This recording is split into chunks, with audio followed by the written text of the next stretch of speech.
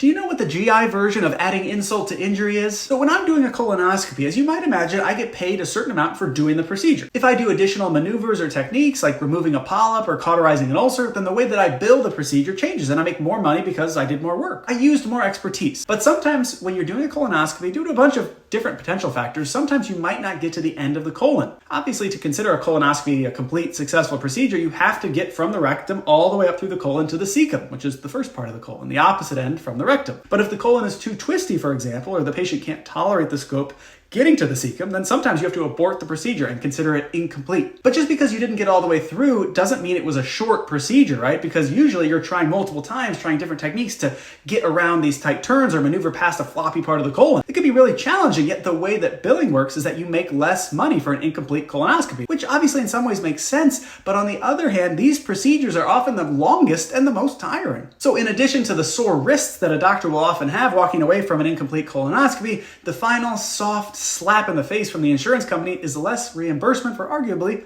more work.